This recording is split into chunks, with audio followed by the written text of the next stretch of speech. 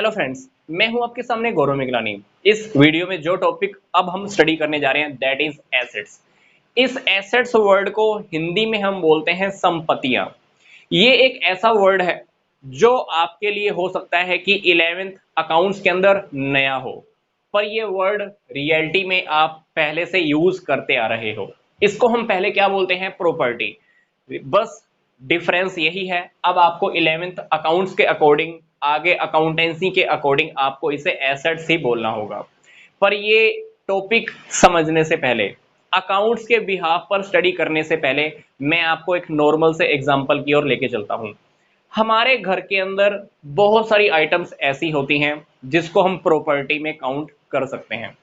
Reality में क्या हो रहा था, हम सिर्फ अपने घर की बिल्डिंग को ही प्रॉपर्टी में काउंट करते थे। रियलिटी में ऐसा नहीं है।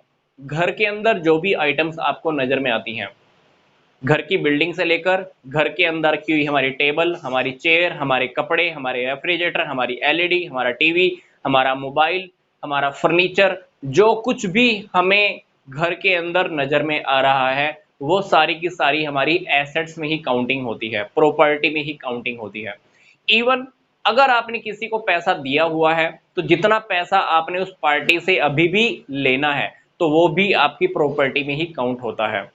इवन जो आपकी रेपुटेशन है, रेपुटेशन की वजह से कोई शॉपकीपर आपको उधार भी देता होगा और रेपुटेशन की वजह से कोई ना कोई आपको सलाम भी करता होगा, तो ये रेपुटेशन भी आपकी प्रॉपर्टी है जो आपको कहीं ना कहीं फायदा तो देती ही है। तो घर के अंदर काफी सारी आइटम्स ऐसी हैं, तो हर आइटम को हम प्रॉपर्टी में काउंट कर सकते हैं। बिल्डिंग से लेकर घर के अंदर जो भी चीज आपकी है, घर में रखी हुई है, वो सारी की सारी आइटम्स को हम कह सकते हैं कि वो हमारी प्रॉपर्टी है। अब हम बात करते हैं हमारे अकाउंट्स के बिहाफ पर बिजनेस के टॉपिक के ऊपर। अगर आप अकाउंट्स को स्टडी करेंगे तो अकाउंट्स में कौन कौन सी वर्डिंग आपको स्टडी करने को मिल सकती है। हमारे पास जो भी कैश रखा हुआ है, आपके पास बिजनेस में जितना भी कैश रखा होता है या बिजनेस का जितना बैंक बैलेंस है, क्योंकि बिजनेस का कुछ ना कुछ पैसा बैंक में भी जमा होता है, तो उसको भी हम अपनी एसेट्स कह सकते हैं।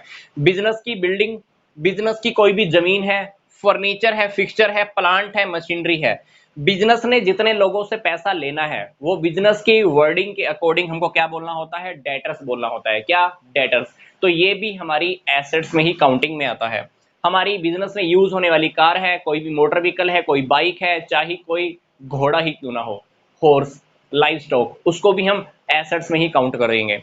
हमारे बिजनेस के अंदर कुछ भी गुड्स रखी हुई है, कच्चा माल है, चाहे वो बन चुका है, चाहे वो आधा बना हुआ है, कोई भी मटेरियल आपके पास बिजनेस में रखा हुआ है, तो वो भी हमारे बिजनेस में, हमारी एसेट्स में ही काउंटिंग होती है।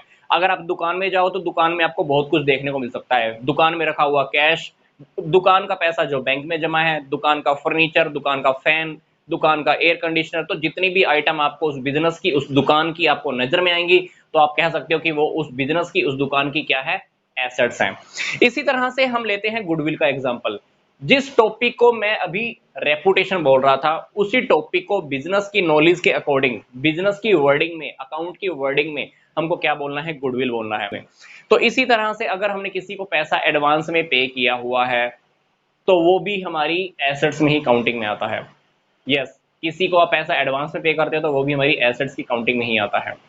तो देखिए, टॉपिक स्टार्ट किया हमने नॉर्मल एग्जांपल से, फिर हम चले हमारे बिजनेस के एग्जांपल पे।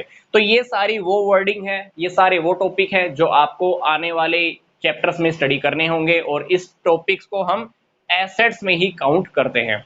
अब आपको क्या करना है, इस वीडियो के डिस्क्रिप्शन बॉक्स में जाना है, 11th अकाउंटेंसी का प्लेलिस्ट दिया हुआ है, इस पे क्लिक कीजिए, आपके सामने सारे टॉपिक्स आ जाएंगे। तो मिलूंगा मैं आपको नेक्स्ट वीडियो में। यहाँ तक का वीडियो देखने के लिए आपका धन्यवाद।